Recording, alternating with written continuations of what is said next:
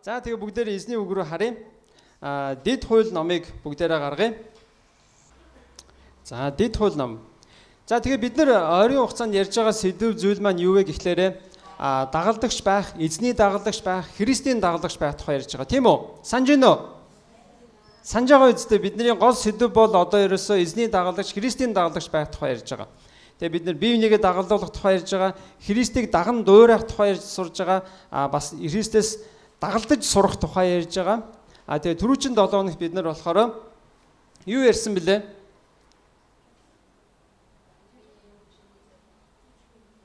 Юу ярьсан бэлээ? Чанга хэлдэ. За тийм. Эзнийг дагах шийдвэр гаргаж байгаа бол эзний үгийн дагуу, эзний үгэн дээр би тэгж хэлээгүй. Эзэн өөрөө юу гэж хэлсэн бэ гэхээр хэрвээ чи миний дагалдагч байхыг хүсвэл чи нэгдүгээрт намайг тавьж чадах уу? Хэрвээ чадахгүй бол чи миний дагалдагч байж чадахгүй гэж Иесус өөрөө хэлсэн. Тийм учраас чи бүх юмаа миний төлөө татгалзаж чадаад бүх юмыг чи миний төлөө баяртай гэж хэлж чаджээвэл миний дагалдагч байгаарай гэж хэлсэн. Иесусийн өөрийн тэгж хэлсэн үг байгаа. За тэгвэл бид нар Иесусийн дагалдагч байх шийдвэрээ гаргачлаа. Би тэгээд олон хүмүүс түрүүчийн бүдэн сойдор үнэхээр Иесусийн би дагалдагч тууштай, зоригтой бас үнэхээр эр шийдэмгий бас шийдвэрээ гаргая, бас шийдвэрээ шинжлэе гэж олон хүмүүс гаргасан гэсэн би тэнд сонсоод их баярлсан. Ялангуяа групп дотор хүмүүс за үнэхээр би эзний өмнө гаргасан шийдвэрээ би дахин нэг сэргээе гэж хүмүүс нэлээх олон хүмүүс тэгж хэлсэн гэсэн. Тэгээ тэнд би сонсоход их баяртай байсан. Хамгийн гол нь тэгвэл одоо тэгвэл бид нар за эзнийг би дагаад амьдрья гэдэг шийдвэр гаргачлаа гэж бодъё.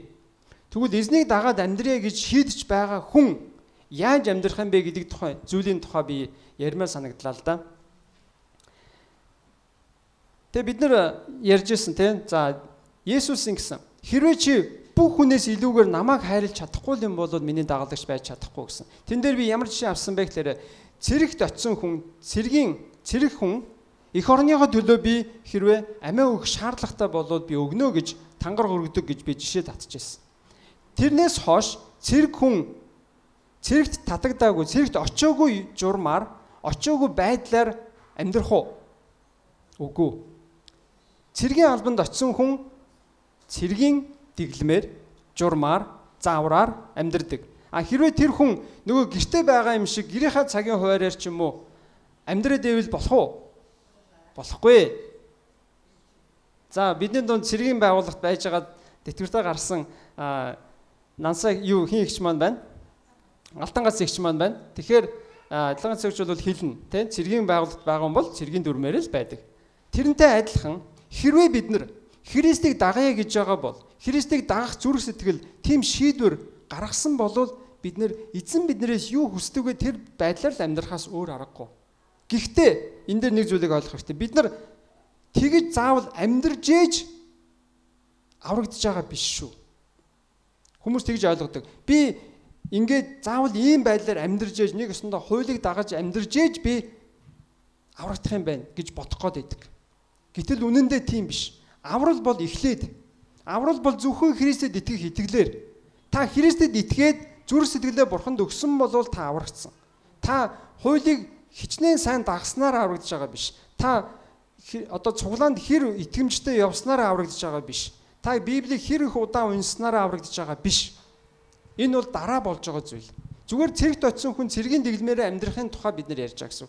Тэрнээс биш бид нар итгэлээрээ л Христээр аврагдж байгаа. Христэд итгэдэг итгэлээрээ л аврагдж байгаа. Тэрнээс биш бид нар Библийг уншиж байгаа, чуулганд очиж байгаа байдлаараа хуулийг дагж байгаа байдлаараа аврагдахын тухай биш.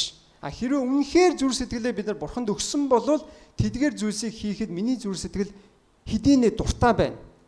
Бүр сэтгэлээ бүр тихийнсэн гэж хүснэ. Тэмүүлэн мэрийн зүтгэл гаргана. Энэ бол хүчээр гарч ирэх зүйл биш. Харин сэтгэлээс өөрөөс нь зүрхнээс бүр ундраад гараад ирэх зүйл байгаа. Тийм учраас бид нар тэгвэл Христийн дагалдагч хүний амьдрал одоо суур хэрэгтэй зүйлсийг би ярих гэж бодлоо л да. Тэрний эхнийх нь юу вэ гэхлээрэ эзний үг. Эзний үгийн тухай. За та ямар нэгэн шин тавилга авчаад шин тавилга тэр ерөөсөө танад яг тийм тавилга байгаагүй. Тийм шин тавилга авчаад тэрийг угсрах гэж оролдож үзсэн үү? Тэр үед танд хамгийн чухал зүйл юу вэ? тэр тавилгатай хамт ирсэн заавар л аягүй чухал. Бид нар хэд хэд удаа нүүсэн. Тэгээд нүүж яхад ихэнх тохиолдолд одоо яадаг вэ гэхээр хүмүүс нөгөө тавилгын дэлгүүрээс тавилга авахаар ирээд угсраад өгчөө яваад өгдөг штэ. Яг тэр нь үйлчлэгэнд хамт явж яадаг. Тэгчээд ихэнх нь бол тэгэл тань заавар өгнө өгөхгүй угсарж өгчөөл явчихна. Тэгэл танд яаж угсарсан бэ? За энэ байдэн шүү, ийм байдэн шүү гэдэг тийм анхаарал танд тавьж хиннэх хэлж өгөхгүй. Ажлаа хийсэн бол болоо тэгэл яваад өгнө. Гэтэл та дараагийн удаа тэр гэрээс нүүх хэрэгтэй болъё. Тэгтэл танд одоо ястаа жинхэнэ энийг буцаагаад салахын тулд хаанаас нь хэлэх вэ гэдэг зүйл гарна.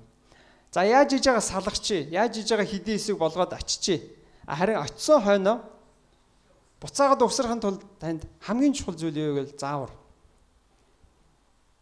Бид нар нүүж яхад нэг зүйлийг би санаж нэг жижигхэн толийг хийгээлсэн угсраалсэн тэгсэн чинь хамгийн сүүлд нь харсан чинь нэг хавтангид буруу харуулт хийцсэн байсан л да. Тэгтэл тэрийг буцаагаад нөгөө хавтан гэж нөгөө тийш нь харуулъя гэвэл яах вэ гэвэл бүх нөгөө эрэг шугамнуудаа буцаагаад салгана. Дахиад хамгийн ихнийхээ амиг зөв харуулж хийжээд буцаагаад бүгдийг хийнэ. Яг тэрнтэй адилхан. Үнэхээр эзний үг бидэнд өгөгдсөн энэ үг болвол бидний амьдралын заавар байна. Бидний амьдралын суур болсон суурийн чулуунуудаа бид нар яаж тавих вэ гэдгийг эзний үг л зааж өгнө. Энэ үгээс бид нар амьдралынхаа суур чулуунуудыг зөв тавих тухай ярина. Хааны юуг эхлээд тавих уу, дараа нь ямар чулууг тавих вэ гэдэг зааврыг эзний үг өөрөө биднэрт өгөх ёстой. Тэгэд эзний үгэн дээр ялангуяа хуучин гэрэн дээр гардаг олон одоо үгүүдийн нэг нь юу вэ гэхээр хууль гэдэг байгаа. Хууль гэж орчуулсан, хууль гэж. За тэр үг маань ямар үг вэ гэхээр еврейлээр Тора гэдэг үг байгаа. Тэр маань үнэндээ утга нь бол хууль биш. Юу вэ гэвэл заавар л гэсэн утгатай. Заавар, чиглүүлэг, удирдамж гэсэн утгатай. Тэгээ би бага байхдаа 7-8 настайгаас л ер нь ингээд амьдралыг, эргэн тойрныг харж байхад надад ингээд амьдралын маань заагаад өгчих тийм амьдралын заавар ном байдгүй юм болов уу гэж би боддог байсан. За чи ингээрээ тэгээрээ энэ нь зөв байдэн шүү, энэ нь буруу байдэн шүү. Энэ нь сайн байдэн шүү, энэ нь сайн чамд муу шүү. Гэт ингээд надад амьдралыг маань ингээд залж чиглүүлээд хилээд өгчих тийм ном байдгүй юм болов, тийм юм байдгүй юм болов гэж би их боддог байсан. Тэг үнэхээр Христэд итгэхэд үед харин үнэхээр миний нөгөө хайж исэн заавар, чиглүүлэг, удирдамж маань эзний энэ үг Библи юм байна гэдгийг ойлгосны дараа би маш их баярлсан. Тэгээд үнэхээр эзний үгийг уншиж би амьдралынхаа чигийг олж авах юм байна. Эзний үгийг ойлгож ээж, эзний үгийг хэрэгжүүлж ээж миний амьдрал бас зөв явах юм байна. Аюулгүй явах юм байна. Миний амьдрал бас зөв чиг рүү явах юм байна гэдгийг ойлгочихсон. Тийм учраас үнэхээр та бүхнийг одоо хуучин гэрээс ялангуяа та нар уншиж байхдаа хууль гэдэг үгийг бодохороо хууль гэж заавал бодлогоогоор харин заавар гэж бодоорой. Чиглүүлэг, удирдамж, гарын авлага танд одоо өгж байгаа заамаа энийг дагаад яваарай. Энийг дагаад явах юм бол та аюулгүй. Энийг дагаад явах юм бол та сайн сайхан явна шүү гэж өгж байгаа танд өгж байгаа заавар гэж ойлгоорой. Битээ энийг хууль за би нэг мөрдөхгүй бол би нэг шийтгүүлэх нь. Би буруу нэг л буруу алхачих юм бол надаас дээрээс нэг тэнгэрээс нэг бурханстаа намайг нэг цохоод авчих юм шиг тийм хууль шийтгэл гэж битээ бодоорой. Эзэн бол нэгүүлсэнгүй бурхан. Эзэн өөрөө биднэрт зааврыг өгөх дуртай. Эзэн тэгээд биднийг сэтгэлээсээ өөрийнх нь үг зааврыг сонсоод эзэн надад өгсөн энэ чиглүүлгийг би дагаад явах юм бол би зөв явах юм байна. Би сайн сайхан явах юм байна. Миний амьдрал маань бас эрүүл байх юм байна гэдгийг ойлгож яваарай гэж хүсмээр байна. За тэгвэл бүгдээрээ Дэд хуулийн 4-р бүлгийг гаргая. Дэд хууль номын 4.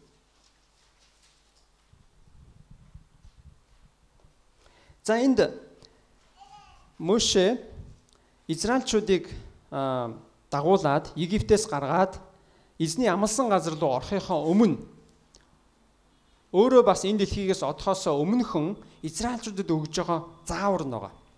Тэднэрт өгж байгаа захиас нь байгаа. Юу гэж хэлж байна гэдгийг цөмөрөө сонсъё.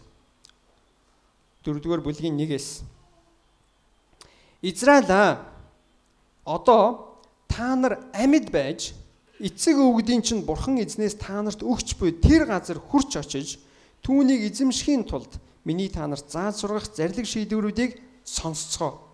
миний та нарт тушааж байгаа. Эзэн бурхныхаа тушаалыг сахихын тулд миний та нарт өгч буй тушаалд үг нэмжиж болохгүй, хасчиж болохгүй. Баал Пеорын хэрэг явдлаас болж эзэн чухам юу үйлснийг та нар нүдээрээ үзсэн. Учир нь эзэн бурхан чинь та нарын дундаас Баал Пеорыг дагсан хүн бүрийг устгасан билээ. Харин эзэн бурхнаасаа зуурч байсан та бүхэн л өнөөдөр амьд байна. Та нарын хурч очоод эзэмшин суух тэр газарт та нараар үүнийг дагуулж мөрдүүлэхийн тулд би эзэн бурхныхаа надад тушаасан ёсоор та нарт зарлиг шийдвэрүүдийг сургасан билээ. Тиймээс та нар үүнийг сахиж үйлдэгтэн. Тэгэх нь та нарын мэрэгэн ухаан, хэрсүү чанарыг тэр ард түмнүүдийн нүдэнд харуулах бөгөөд тэд энэ бүх зарлигийг сонсоод үнэнхээр агуу энэ үндэстэн бол мэрэгэн ухаантай хэрсүү ард түмэн юм гэж ярилцах болно. Дуудах бүрд минь бидний бурхан эзэн шиг тийм ойрхон байдаг бурхантай агуу үндэстэн хаана байна вэ? Өнөөдөр миний та нарт таниулсан энэ цогц хуулийн адил зөвч зарлиг шүүлттэй ямар агуу үндэстэн байна вэ? Өөрийгөө анхаарч сэтгэлээ няхуур хян нүдээр үзсэн бүхнээ чи мартахгүй байж амьдралын чинь бүх өдрүүдэд тэдгээр нь зүрхнээс чинь замхрахгүй байхын тулд хөвгүүд ач нартай таниулж мэдүүл. Санагтан та нарыг хорой болонд эзэн бурхныхаа өмнө зогсож байх үед эзэн ард түмнийг над руу цуглуул би тэдэнд үгээ сонсхий. Ингэснээр тэд газар дээр амьдрах бүхий л өдрүүддээ намайг эмээн хүндэтгэхэд сурч түүнийгээ үр хүүхдүүдэд зааж сургах юм гэж надад айлдсан билээ. Та нарыг ойртон очиод уулын бил зогссон тэр уул тэнгэр окторгууд тултал дүрлзэн шатаж үүл бүрхэн манан буданд хожигдож тас харахгүй болсон. Тэгээд эзэн галын дундаас та нарт айлдсан билээ. Та нар үг дуурахыг сонссон боловч ямар ч дүрс хараагүй, зөвхөн дуу хоолойг л сонссон. Ингэж эзэн та нарт гэрээгээ зарлаж даган мөрдөхийг тушаасан. Энэ нь 10 тушаал бөгөөд үүнийг 2 чулуун хавтан дээр өөрөө бичсэн билээ. Гатлан очиж эзлэх гэж буй газар чинь та нараар эдгээрийг дагаж мөрдүүлэхийн тулд энэ зарлиг шийдвэрийг та нарт таниулан заахыг эзэн тэр үед надад тушаасан билээ. За энд Моше Израильчуудад яг за одоо та нар би эндээс цаашаа та нартай хамт явахгүй. Харин эндээс та нар эзнийг дагаад эзний өгсөн зааврыг та нар дагаад явах юм бол та нарын амьдралд ямар болох вэ гэдгийг зааж өгч байгаа. Би тэгээд хэллээ. Эзний үг бол бидний амьдралд өгөгдөж байгаа заавар. Эзний үг бол бидний амьдралын заавар, чиглүүлэг, удирдамж. Тэгвэл эзний үгийн ач холбогдол нь юу юм бэ? Нэг өсөндөө эзний үгийг дагахад яагаад хэрэгтэй байдгийг, яагаад дагах нь зөв байдгийг, би дагах ёстой гэж асуухаас илүүгээр яагаад дагах нь илүү зөв байдгийг, яагаад хэрэгтэй байд юм бэ гэж асууя. За энэ ишлэлээс цөмөрө харъя. 39 дугаар ишлэлийг гаргая. Хуудасаа эргүүлээд 4:39.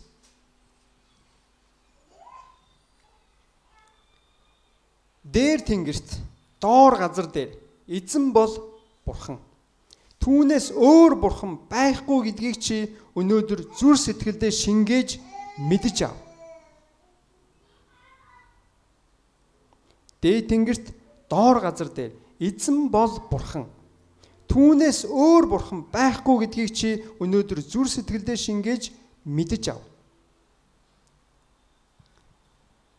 Энд юу хэлж ийнэ гэвэл үнэхээр эзэн бурхнаас өөр, одоо энэ Библийн бурхнаас өөр эзэн бурхан байхгүй. Тийм учраас тэр ганц цорын ганц амьд эзэн бурхан үнэн учраас, зөв нь учраас тэр эзэн бурхны өгж байгаа заавар нь юу гэсэн үг вэ? Зөв, үнэн, шударга гэсэн үг. Тэгээ тийм учраас бурхан хуурамч шүтэн, бурхад та нар бүү шүтээ гэж хэлсэн байна. Надаас өөр бурхан байхгүй. Та нар ирээд хайгаад олохгүй. Та нар өөрсдийнхөө гараар янз бүрийн мал, хүн, амьтны дүрсээр янз бүрийн зүйл хийгээд тэр чинь чихгүй, хамгүй, амаргүй, хөлгүй, нүдгүй тийм хуурамч шүтээнүүдийг бүү шүт гэж сануулсан байдаг. Тийм учраас эзэн үнэхээр хиймэл шүтээнүүдийг, хуурам шүтээнүүдийг шүтж байгаа явдал эзний зүрх сэтгэлд маш хүнд тусдаг. Эзнийг үнэхээр уурлуулдаг. Тийм учраас эзэн үзэн яддаг. Тэгээ би нэг жишээ татъя л да. Зүйрлүүлэх гээд үзье, хичээе. За та ялангуяа ээж аав бол за та өнөөдөр магадгүй гэр бүлгүй байсан ч гэсэн за та өөрийгөө нэг эцэг их болцсон байна гэж төсөөлөд үз. Тэгсэн чинь та амьд байж байгаа. Та эрүүл ухаантай байгаа. Та хүүхдтэй заавар чиглүүлэг өгөх боломжтой, чадaltaй, чадвартай, эрүүл оюун ухаантай байж исэн гэж бодъё. Тэр үед чинь таны хүүхэд өөр нэг хүнийг авчираад танаар орлуулад тэгээд тэрийгэ дагаад яваад өглөө. Танд ямар санагдах вэ? Та амьд байгаа, эрүүл байгаа. Хүүхдтэй зөвийг нь хилээд өгөх чадвартай байгаа. Гэтэл хүүхд чинь шал өөр хүнийг авчираад тэр хүний үгийг дагаад тэрэнд ихтэй буруу, худлаа тийм юмар орлуулад эхлүүл яах вэ? Таны зүрхэнд ямар санагдах вэ?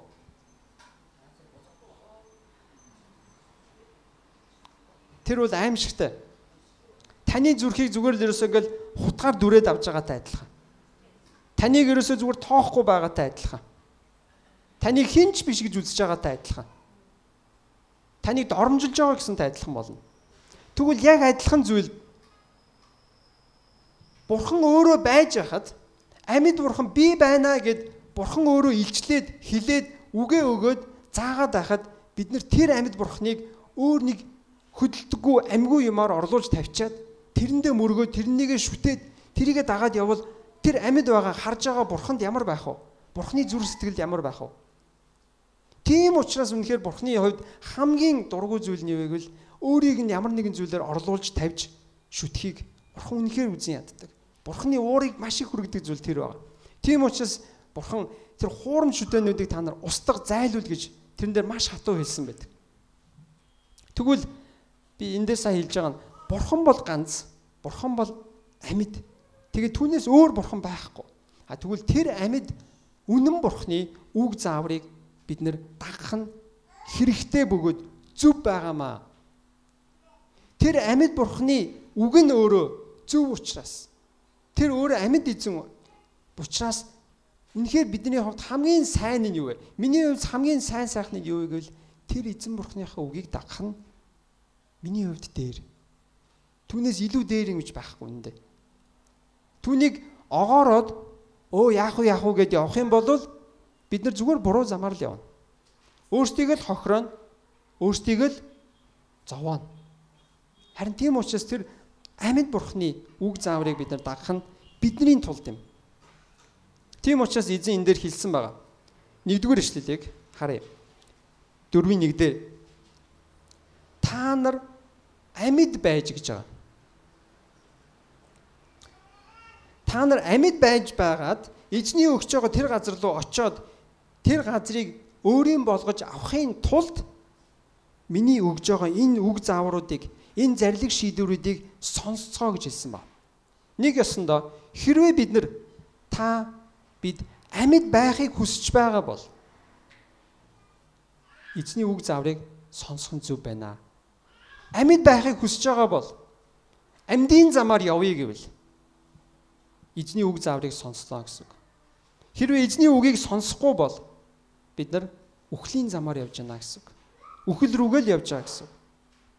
Тэгвэл бид нар амьд байхыг хүсэж байна уу? Та амьд баймаар байна уу? Тэгвэл та эзнийг сонс. Эзний үгийг, эзний энэ зааврыг сонс гэж хэлж байна. 40-р эшлэлдэр эргээд хойш нь харуулъя. Чи бас чиний үр удам сайн сайхан явахын тулд гэж байгаа. Чиний бурхан эзнээс чамд өгч буй тэр газар нутаг дээр бүхий л үед урт удаа наслахын тулд чи өнөөдөр миний чамд тушааж байгаа эзний туршлага зарлиг тушаалыг сахих гэж хэлсэн ба. Тэгвэл бид нар амьд байгаад дээрээс нь сайн сайхан явахыг та хүсэж байна уу?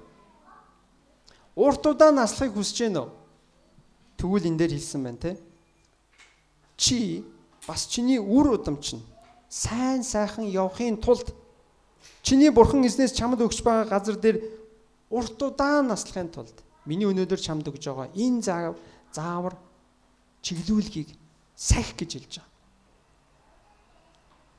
Тэг үнэхээр та бид сайн, сайхан, зөв, урт удаан амьдрья гэж ивэл эзний үгийг сахихан дээр. Хэрвээ бид нар үүний эсрэг зүйлийг хийх юм бол бид нар сайн сайхан явж чадахгүй гэсэн. Бид нар урт удаан наслахгүй гэсэн. Бүр зүгээр маш энгийн жишээ татъя л да.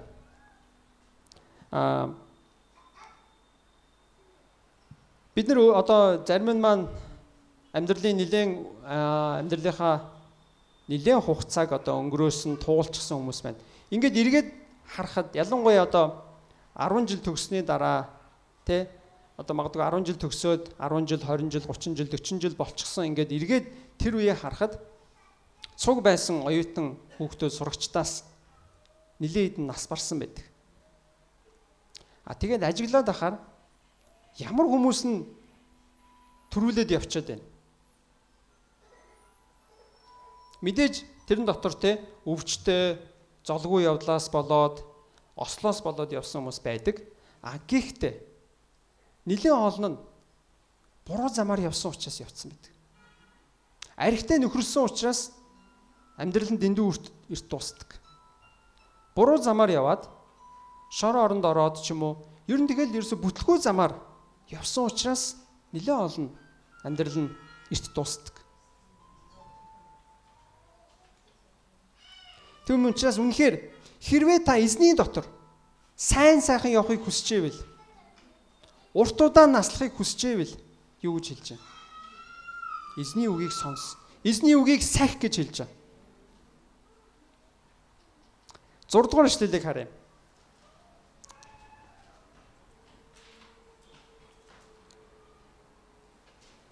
Тиймээс та нар үүнийг сахиж үйлдэх тун. Эзний үгийг сахих гэж байгаа. Эзний үгийн дагуу үйлдээрэй гэж хэлж байна. Тэгэх нь та нарын мэрэгэн ухаан хэрсүү чанарыг тэр ард түмнүүдийн нүдэнд харуулна гэж. Эзний үгийг дагаж сахих нь таны хувьд юу гэж байна? Мэрэгэн ухаан гэж хэлж байна. Эзний үгийг дагах нь энд мэрэгэн ухаан гэж хэлсэн ба. Та мэрэгэн баймаар байна уу? Та ухаалаг шийдвэр гаргамаар байна уу? Та мэрэгэн явмаар байна уу? Тэгвэл эзний үгийг л даг. Хэрвээ тэгэх юм бол хүмүүс юу вэ гэвэл энэ ямар агуу мэрэгэн ухаантай хэрсүү ард түмэн бэ гэж хэлнэ гэж байна. Хэрвээ та эзний үгийг л сахиад амьдрах юм бол нэгсэндээ эзний үгийн зарчмын дагуу шийдвэр гаргаад амьдрах юм бол та эзний өмнө таалалтай байна. Эзний өмнө үнэхээр таалагдана. Нөгөө талаас хүмүүс таны юу гэж харах вэ гэвэл ямар мэрэгэн, ямар хэрсүү, ямар ухаалаг юм бэ л гэж харна. Гэхдээ мэдээж бид нар хүнд таалагдахын тулд амьдарч байгаа биш л дээ. Тэр бол зориг бол биш. Гэхдээ хүмүүс харин тэгж харах нь байна. Тэгэх нь бас бидний хувьд хамгийн мэрэгэн нь байна. Эзний үгийг сахих нь бидний хувьд мэрэгэн ухаан. Та ухаалаг баймаар байна уу? Тэгвэл та эзний үгийг сахих. Та хэрсүү баймаар байна уу? Нэгсэндээ хэрсүү гэдэг маань аюулаас зайлсхийгээд аюулгүй замыг сонгодог. Буруу замаас хол явдаг, зөвийг сонгодог байх нь хэрсүү гэсэн үг. Та мэрэгэн хэрсүү байхыг хүсчээвэл эзний үгийг сахих гэж. 8 дугаар ишлэл дээр бид нар яагаад бас эзний үгийг дагах хэрэгтэй юм бэ? Дагах нь яагаад зөв юм бэ гэдгийг бас нэг шалтгаан энд байгаа. Өнөөдөр миний та нарт таниулсан энэ цогц хуулийн адил зөвхт зарлиг шүүлттэй өөр ямар агуу үндэстэн байгаа юм бэ гэж. Эзний өгсөн заавар чиглүүлгээс өөр илүү зөвхт шудраг сайн хуйлтай ард түмэн хаана байна вэ гэж хэлж байна. Хэрвээ үнэхээр бид нар эзний үгийг сахих юм бол эзний үг нь өөрөө шудраг зөвхт биднэрт сайныг л хийж өгнө.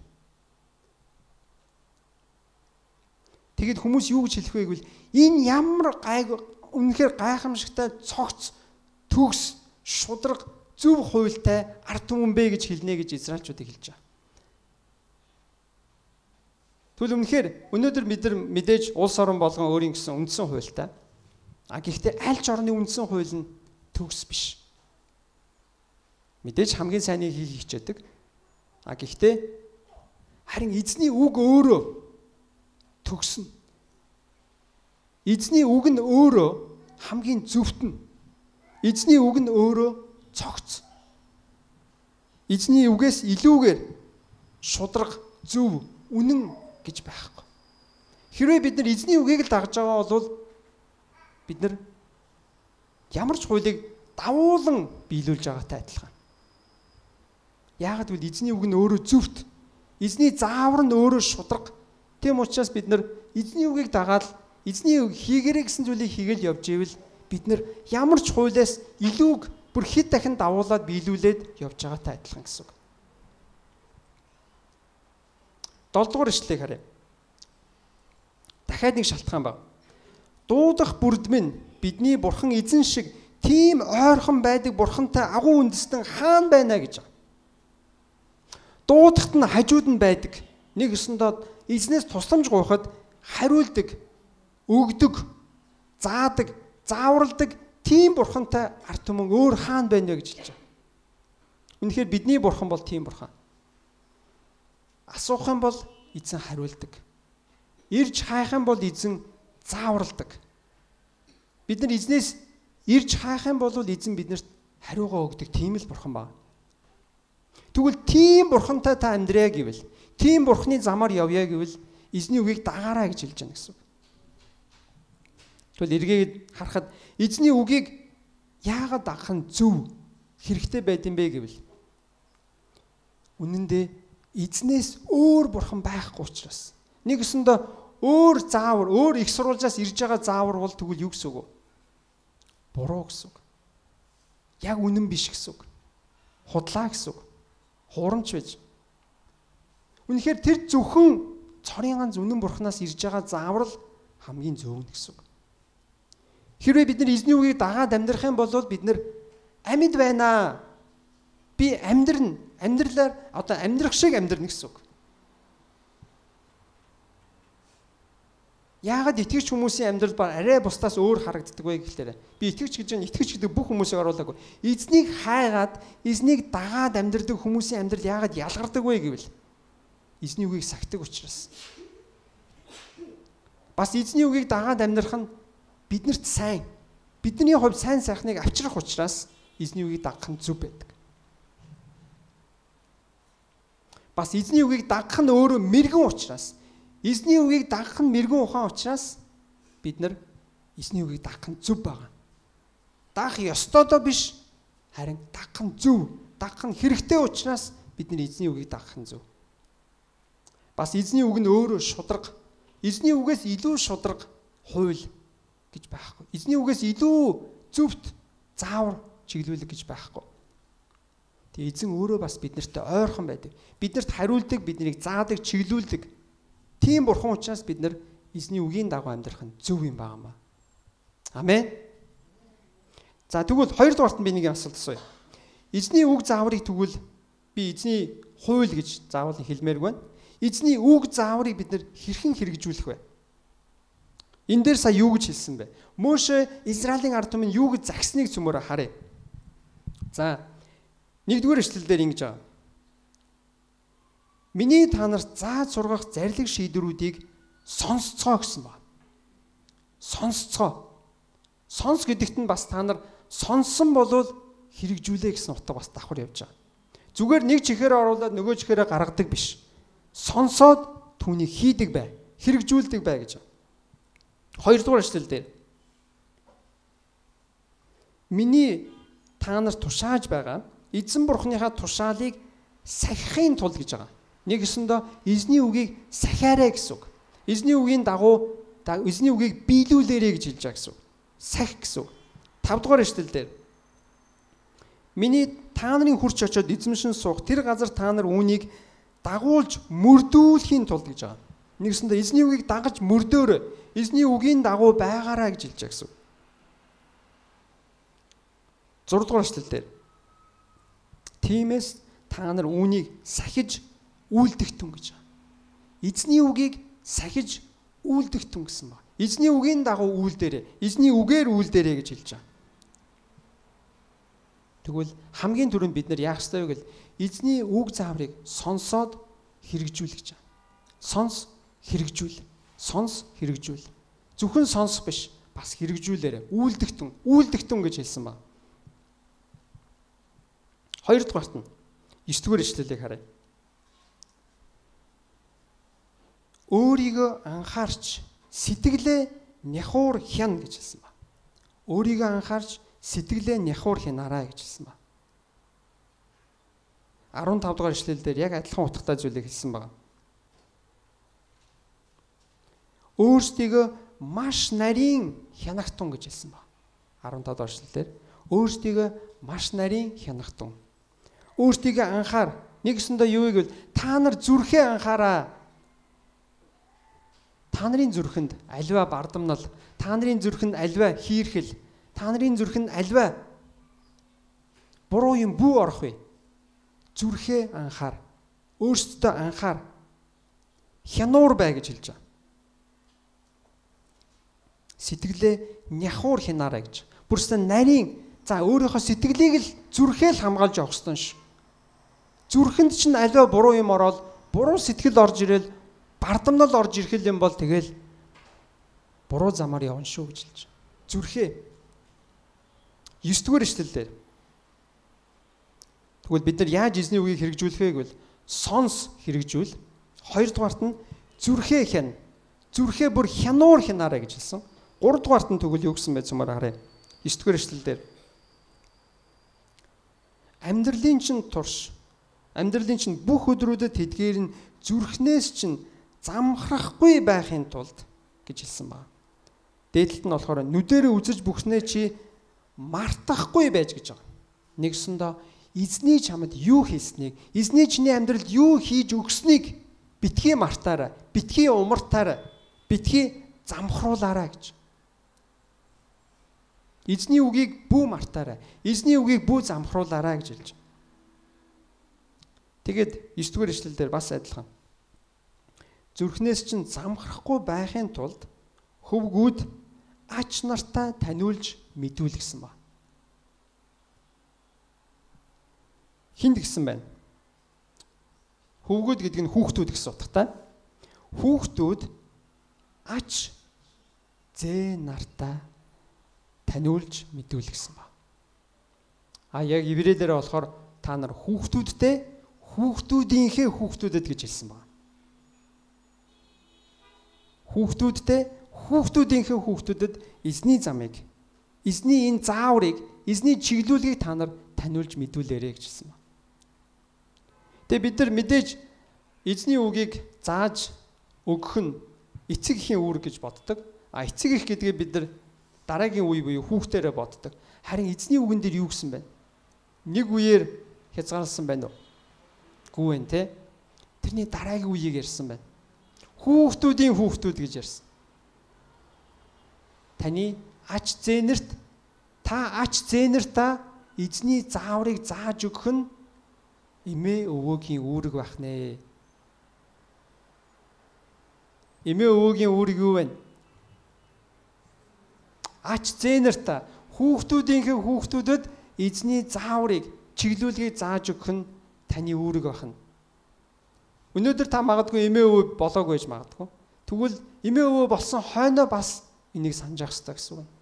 Та нар хүүхдүүдийнхээ хүүхдүүдэд эзний зааврыг зааж таниулж мэдүүл гэж хэлсэн ба. Тэгээ бид нар ялангуяа хүүхдүүдийн хүүхдүүдэд юу зааж өгөх нь баг тэдний эцэг эхийн үүрэг гэж бодох гээд байдаг. Харин энэ уламжлал еврейд бол маш хүчтэй байдаг. Израильчуудын донд эмээ өвөө нь хүүхдүүдтэй юмаа зааж өгөх. Ингэж уламжлуулж юмаа заах туршлага уламжлал маш хүчтэй байдаг. Тийм учраас яг израильчууд бас өөрсдийнхөө итгэл үнэмшлийг нэлээд өдөө хүртэл ингэж хэдэн зуун үе дамжуулан хадгалж чадсан байдаг. Эмээ өвөө нь хүүхдүүдэд заадаг. Тэр нь бас үүрэг нь эзний үг өөрөө тэгж хэлсэн.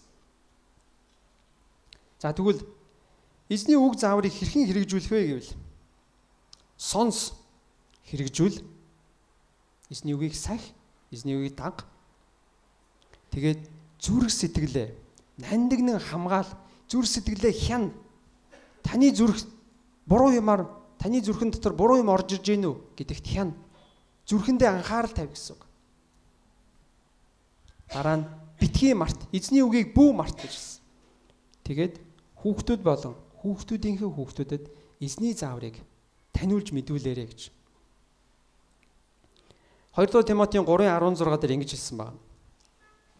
Бичвэр бүр буюу эзний үг энэ Библи дотор орж байгаа ном болгоно нь Бурхны амьсгалснаар бөгөөд заах, зэмлэх, залруулах, зөвд чиглүүлэхэд тустай гэж хэлсэн байна. Таны амьдралд заавар хэрэгтэй байна уу? Эзний үг хариултна. Танд зэмлүүлэх хэрэгтэй байж болох уу? Болно. Эзний үг хариултна байна. Танд залруулах хэрэгтэй юу? Хэрэгтэй. Тэгвэл эзний үг байна. Таныг зөвд чиглүүлэх хэрэгтэй байна уу? Байгаа бол эзний үг өөрөө хариултна гэсэн үг. Тэгээ би хэд хэдэн асуултыг танаас тавья. Тэгээ энэ асуултуудын дагуу яг бүлгээр ярилцсан одоо.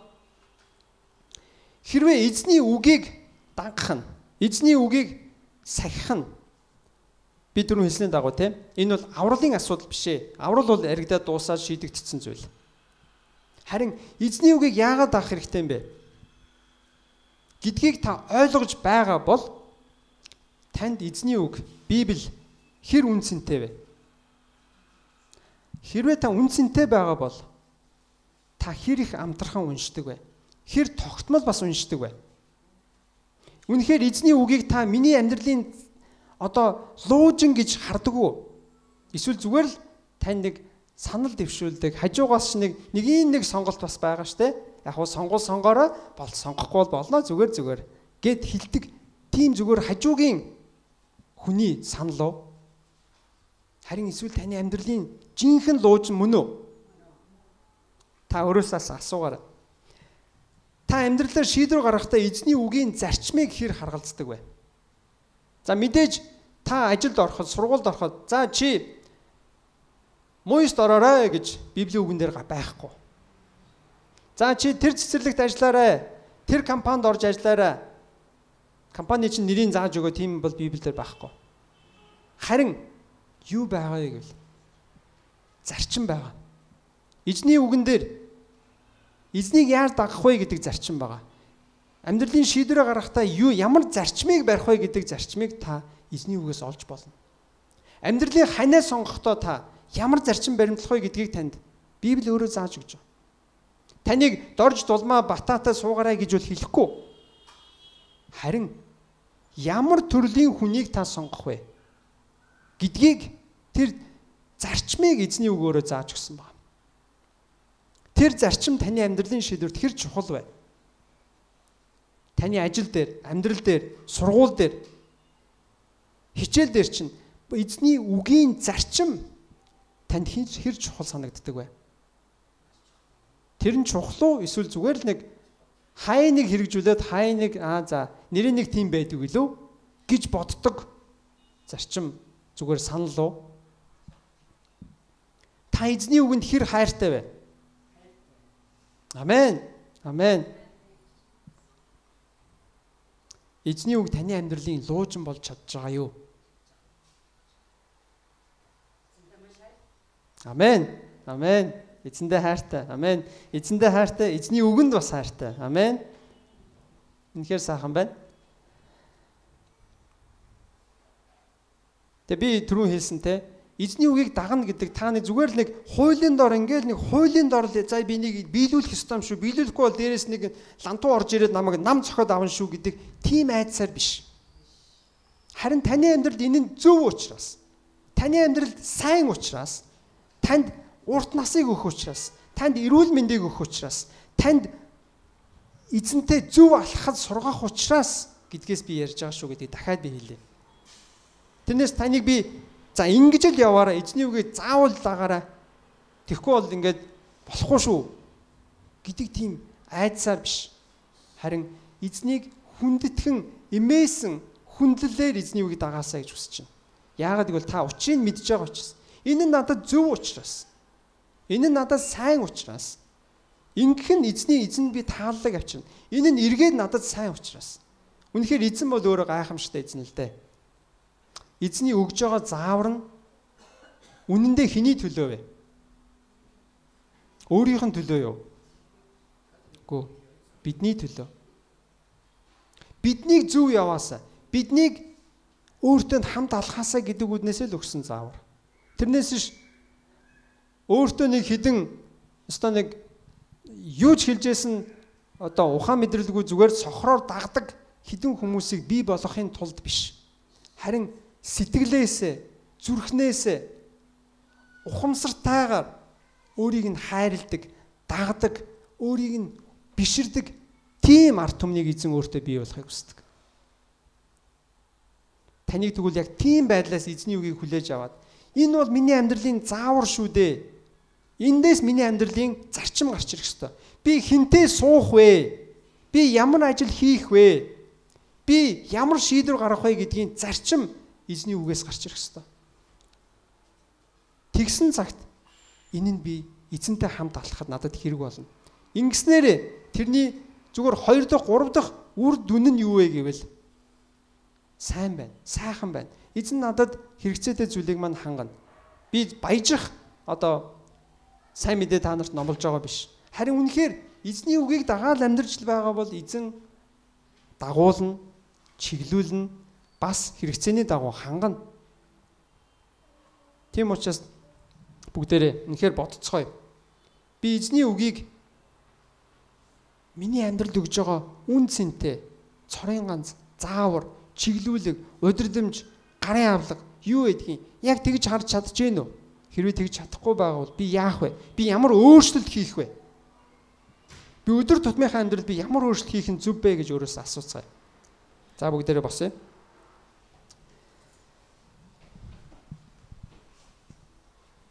Тэгээ бид нар бүгдээрээ эзнийг одоо Христийн дагалдагчид болох гэж яваа хүмүүс те. Христийн дагалдагчид, Христийг даган дуурайх хүмүүс, Христтэй адилхан болох гээд явж байгаа хүмүүс байгаа. Тэгвэл үнэхээр Христийн дагалдагчид бидний амьдралын суур маань юу вэ гэвэл эзний үг. Эзний үгийн дагуу амьдрдаг, эзний үгийн дагуу амьдралынхаа шийдвэр сонголтыг хийдэг. Тийм байх нь бид нэр Христийн дагалдагч байхын маш чухал суурийн нэг байгаа. Тийм учраас эзний үгийн зарчмыг ойлгохын тулд яах ёстой вэ гэв? Эзний үгийг унших хэрэгтэй гэсэн. Та уншихгүйгээр эзний зарчмыг ойлгохгүй. Та өөрөө нүдэрээ унших хэрэгтэй. Та өөрөө амаараа гаргаад унших хэрэгтэй. Өөрийнхөө чихэн сонсогдохоор та өөрөө унших хэрэгтэй.